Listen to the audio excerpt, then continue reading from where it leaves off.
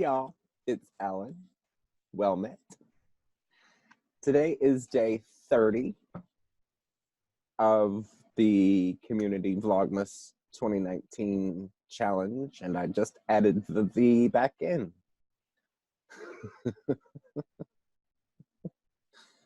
And today's question is, how has your practice evolved? That's big. So rather than reiterate every story I've told so far, I will say that my practice has evolved quite a lot over the years. I started in shamanism, in what I considered shamanism, what the author of the book In the Shadow of the Shaman calls Wicca. So in a sense, it's kind of Wicca, kind of shamanism that I started in. Because I started practicing that specific book and the exercises from that specific book when I started out on my path. There are still some exercises from that book that I use to this day.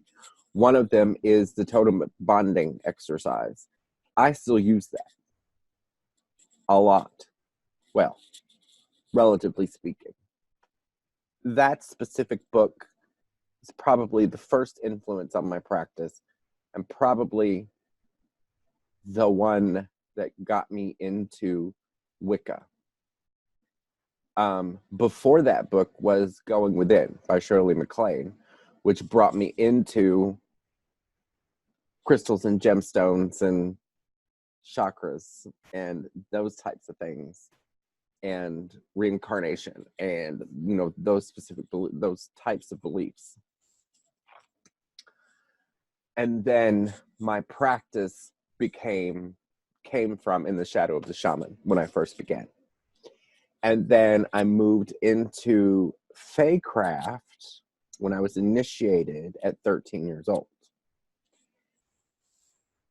Faecraft, I went through a thing where I tried to completely distance myself from Faecraft and only be Gardnerian. I wanted so bad to be Gardnerian. And I received a Gardnerian initiation from someone. And after the fact, I decided that was not my path. However, for a while, I tried really, really hard to be Gardnerian specifically. And I went through a thing that I call psycho-high priest disorder. It's one of those things, it's where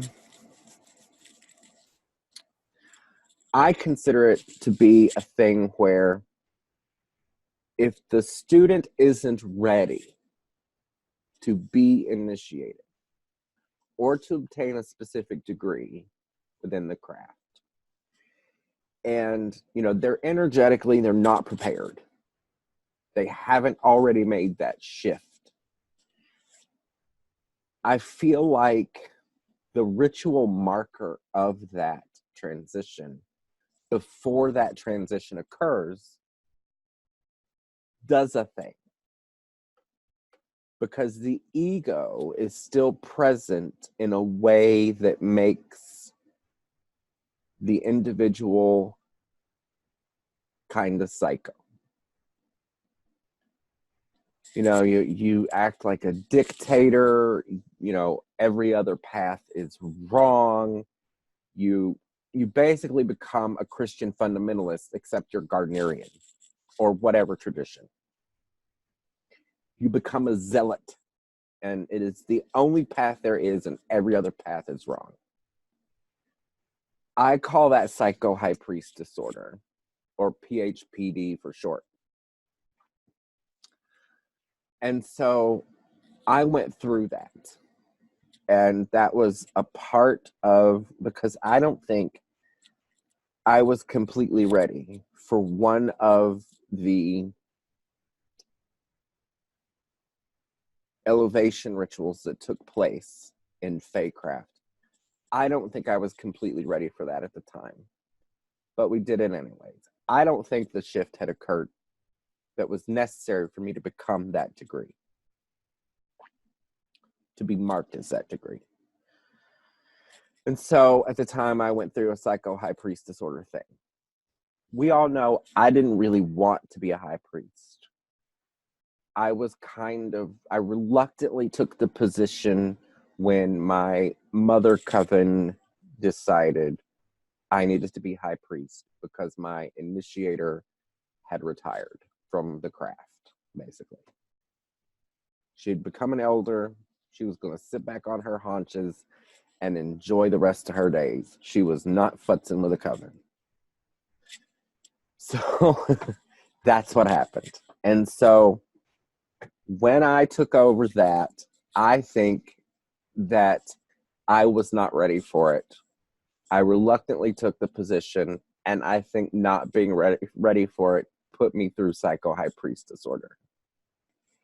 And I tried to run that coven as a Gardnerian coven after I'd received the initiation from a Gardnerian priestess, and I don't think that was right of me.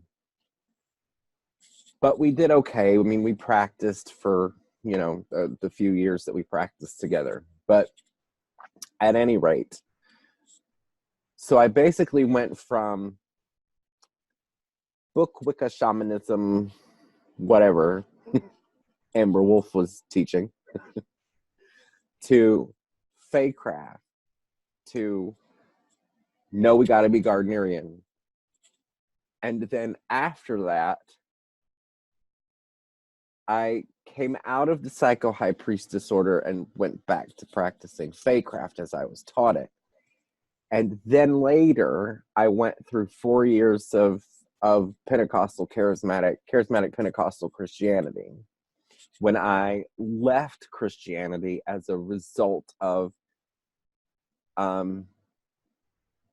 needing to be in my integrity, let's just be honest.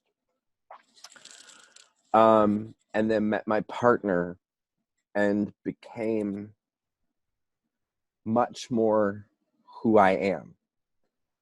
Let's just be honest. I think it just took growing up.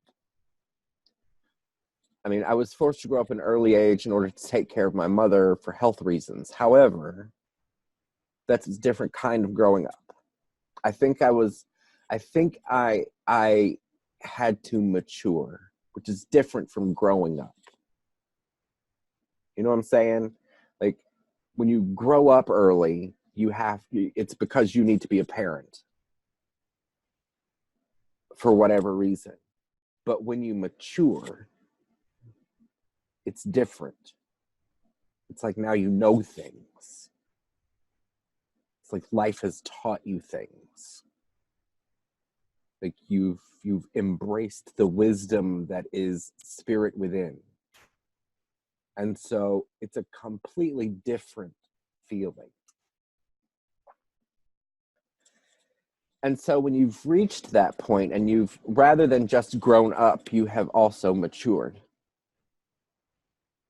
You come to this place, especially if you're on a spiritual path to begin with. You come to this place where you realize what life is really about. And if you're smart, if you're wise, not if you're smart, if you're wise, you begin to incorporate and integrate the things that you've learned from maturity into your spiritual practice. And then you become a different creature. Then I think you become an elder. And you it's like My heart is singing right now. Like, I cannot tell you how much my heart is singing right now. It's like you're a different person. Like, you can look back and you see what you've done and what you've been through and what you've accomplished and what you failed at and the things you've learned. You can look back on those things and you can say, you know what?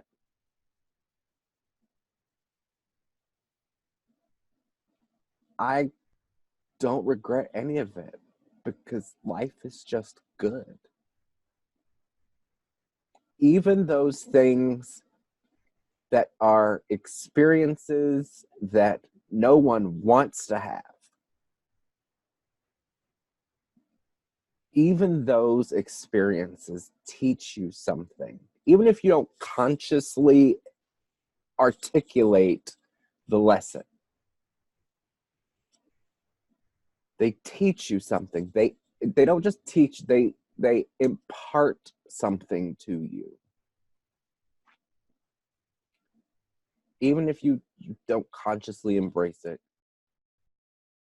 something has been imparted to you. And that maturity and that uh, imparted wisdom and that all of that evolves who you are as a being. And I think your path, your practice takes on new meaning.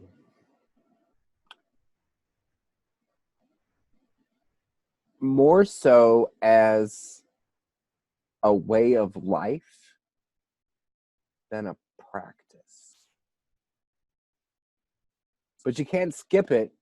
You have to start with the practice to get to the way of life. You have to start with the growing up to get to the maturity. And so my heart is just singing. I don't know why my heart is singing right now. So yes, my practice has evolved, and that's how it has evolved. So at this time in my life, where I'm at right now currently, I practice Faecraft in all of its teachings and glory. I have incorporated ancestor veneration in ways that I never thought possible. I consider my path to be shamanic and animist and shamanic and polytheistic and henotheistic and all these big words. But really what it boils down to is being mature enough to recognize what is important in life and how those things make you shine, light you up, bring out your brilliance and your radiance, and then do more of them. I really think that's what it boils down to.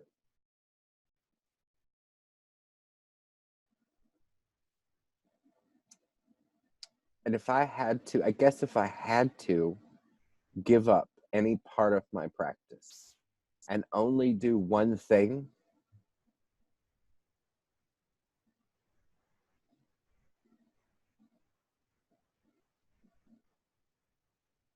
I think in reality, I don't think like the physical external stuff is kind of unnecessary. If I were captured in some kind of post-apocalyptic war scenario or whatever and forced to be imprisoned or in captivity for some reason, I would still have my spiritual practice because I could still do the energy work. I could still do the meditation. I could still do the prayer because those things are part of me. They've become second nature. I wouldn't have to have tools to do ritual. I wouldn't have to have external things. My environment wouldn't have to be a certain way in order for me to do my spiritual work.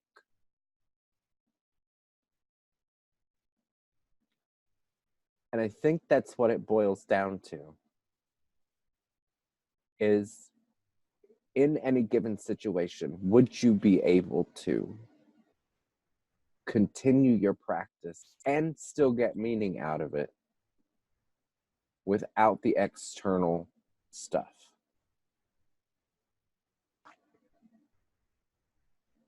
But anyhow, yes, my practice has evolved, and I think I may have come to the point where I've just kind of boiled it down to 3 or 4 periods of my life that have been important to me. But there you go. So maturity is a thing.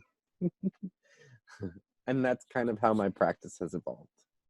Peace, blessed be, and namaste.